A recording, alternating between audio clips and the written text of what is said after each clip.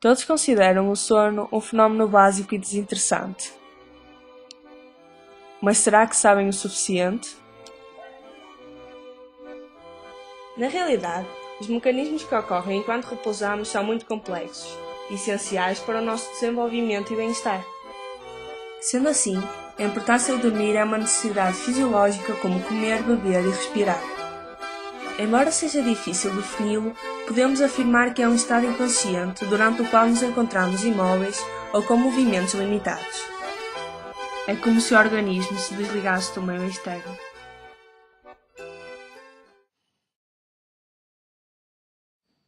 A fisiologia do sono. O sono é gerado por regiões específicas do cérebro.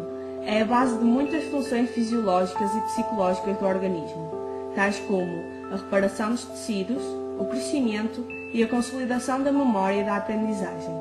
Na realidade, o cérebro está tão ativo quando estamos a dormir como quando estamos acordados. Todas as noites, o ser humano adormecido experimenta dois tipos separados e distintos do sono: o sono REM, movimento rápido dos olhos, e o não REM. Cada um destes estadios caracteriza-se por tipos especiais da atividade cerebral e corporal. O sono não REM promove a síntese proteica e possibilita a conservação e recuperação da energia física, e está dividido em 4 estadios. No estadio 1, ou sono leve, somos facilmente acordados e é comum lembrarmos-nos de sensações de flutuação, imagens e pensamentos vagos e incertos.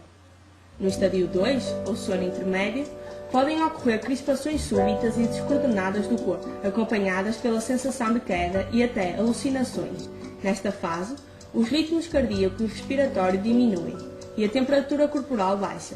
Para além disso, a atividade dos neurônios corticais diminui e pode-se observar surtos de ondas cerebrais mais lentas.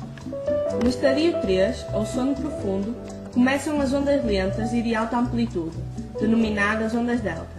Já no estadio 4, ou sono mais profundo, o corpo encontra-se totalmente relaxado, raramente se mexe e a pessoa esquece completamente o mundo externo. O sono REM é também conhecido como sono paradoxal, pois, apesar da intensa atividade cerebral, os músculos permanecem totalmente relaxados, ao ponto do corpo estar paralisado. Durante esta fase, os olhos saltam de um lado para o outro relativamente depressa sob as pálpebras cerradas, e é este o instante dos sonhos nítidos. Durante este período, a respiração e o ritmo cardíaco ficam ligeiramente mais rápidos e irregulares, e as hormonas suprarrenais são secretadas em maiores quantidades. Assim, o sono REM torna-se essencial para o bem-estar físico e psicológico do indivíduo. Desta forma, podemos concluir que dormir não é apenas uma necessidade de descanso mental e físico. A privação de sono pode conduzir a graves problemas de saúde. Aliás, o máximo de horas que alguém conseguiu ficar sem dormir foi 256, e devido às suas complicações, esta experiência deixou de fazer parte do livro do Guinness, pois as consequências não compensavam o recorde. De facto, estudos provam que quem tem déficit de sono apresenta menor vigor físico, envelhece mais precocemente, está mais propenso a infecções, à obesidade, à hipertensão e à diabetes. A perda de sono conduz também a um comportamento emocional irracional. Na realidade, quem não dorme o tempo necessário tem dificuldades em aprender coisas novas, interferindo no desempenho escolar, no comportamento e em aspectos cognitivos. A privação de sono pode ser uma forma de tortura. Pensamos que todo o nosso ser entra em repouso quando dormimos. Cada parte que nos constitui entra numa fase completamente diferente àquela em que estamos despertos e conscientes de qualquer atividade.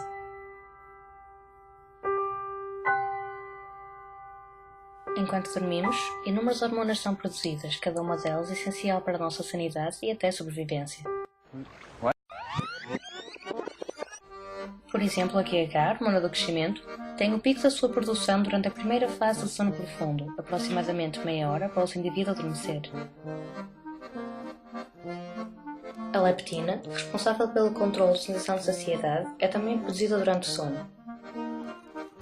Pessoas que permanecem acordadas por períodos superiores ao recomendado produzem menores quantidades de leptina, tendo como resultado uma maior necessidade de energia e hidratos de carbono e, consequentemente, um aumento de peso. A falta de sono inibe também a produção de insulina, essencial para a eliminação de açúcar no sangue, o que a longo prazo pode provocar diabetes. Além disso, está provado que pessoas que dormem menos têm mais tendência a constipar-se. Depois desta lição, talvez deva repensar quanta atenção o seu sono merece realmente. Vários fatores influenciam a qualidade do sono, por exemplo, alimentação, rotinas, estilos de vida ou até mesmo diferentes estados de espírito. Mas será que as pessoas sentem esses efeitos? Sim, depende. É lógico, se comer muito à noite, se for comida pesada ou alimentação que não seja mais adequada, é lógico que isso prejudica. É um facto. É aconselhável que perto da hora de jantar não sejam ingeridos alimentos que dificultem a digestão. Bebidas como a Coca-Cola e o café devem ser evitadas, pois possuem substâncias muito estimulantes e compatíveis com a indução de sono. Opte por jantares leves, ricos em vegetais verdes, peixes e carnes brancas. Agora, algumas curiosidades sobre o sono. Já reparou se alguma vez um barulho externo se introduziu nos seus sonhos? Já aconteceu. Poucas, mas já aconteceu. Não, em seguir mesmo. Assim como um barulho externo. Na verdade, isto não passa de um mecanismo de defesa do organismo para continuarmos a dormir. Se o volume de barulho se tornar demasiado elevado, então é aí que despertamos. Os nossos sentidos perdem-se também numa determinada ordem. Após fecharmos os olhos, perdemos automaticamente a visão e, de seguida, o paladar, o olfato e a audição são também inibidos. O tacto é o último sentido que perdemos, ou seja, enquanto dormimos, há um mais leve toque que podemos despertar, enquanto que é preciso um determinado nível de barulho para voltarmos ao estado de vigília.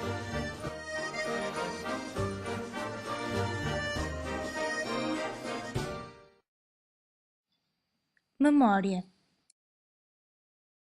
É a nossa memória que nos permite conhecer os espaços e as pessoas que nos rodeiam. É ela que liga o passado ao presente e fornece um contexto para o futuro. Mas o que é a memória? É certo que parece um conceito vago e difícil de definir. Em suma, o conceito de memória refere-se à capacidade psicobiológica de um organismo de armazenar, reter e evocar informação.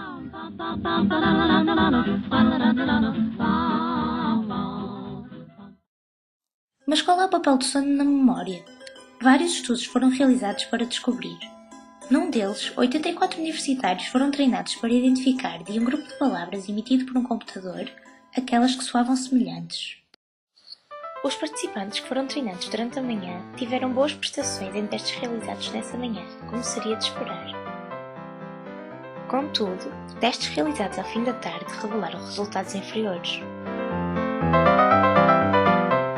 No entanto, depois de uma noite de sono, as prestações dos participantes atingiram o nível original. Com base neste estudo, os investigadores identificaram 3 fases na consolidação de memórias: a codificação, a consolidação e a evocação. O sono intervém então na fase da consolidação. A informação aprendida é inicialmente retida no hipocampo, onde pode ficar até uma semana depois da aprendizagem inicial. Contudo, essa não é a sua localização definitiva. Na realidade, durante esse período há transferência de informação do hipocampo para o neocórtex, onde as memórias são permanentemente armazenadas. O sono é essencial neste processo, pois é durante o estadio 4, o nível mais profundo de sono, que o hipocampo ensina o neocórtex a formar memórias permanentes a partir das iniciais, através de ondas que se repetem milhares de vezes durante o sono. Mas será que as pessoas sabem a importância do sono na aprendizagem? Dormir bem, sem dúvida, e mesmo quando era estudante, nunca fui estudante de estudar a noite tempo. No humor, no desempenho do dia, é normal. Isso é um dos fatores que influencia bastante.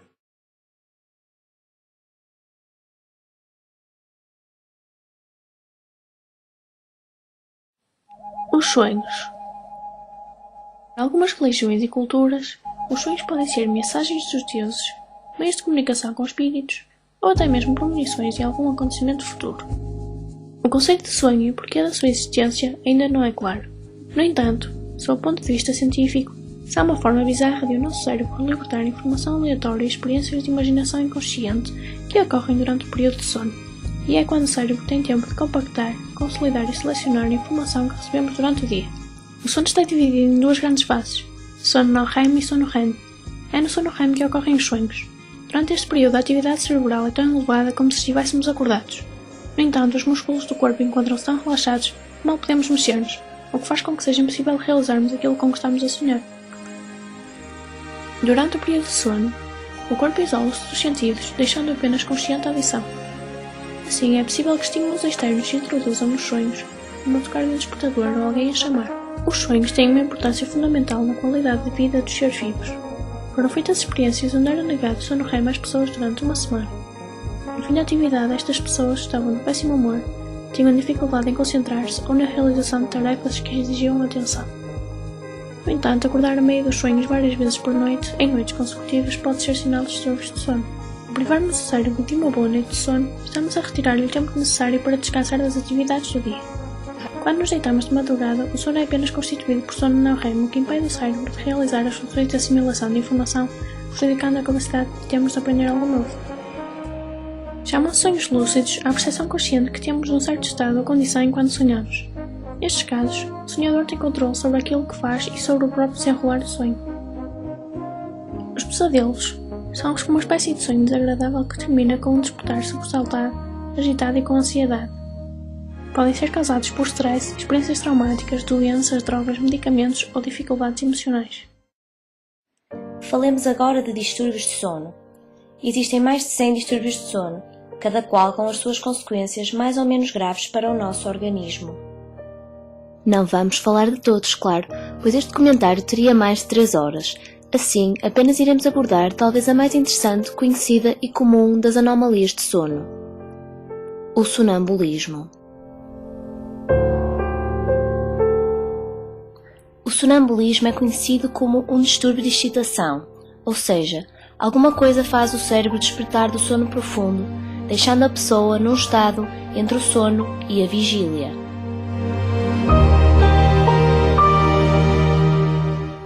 Normalmente uma pessoa sonâmbula parece que está acordada, devido à manutenção dos seus olhos abertos e à realização de inúmeras atividades. Algumas destas atividades são muito simples, como andar pela casa, falar, sentar na cama, entre outras. No entanto, existem algumas atividades realizadas pelos sonâmbulos que são muito complexas, como trocar de roupa, pegar em objetos, destrancar portas, comer, etc. Apesar de toda esta atividade física motora, a atividade cerebral de um sonâmbulo é lenta como a de uma pessoa em coma.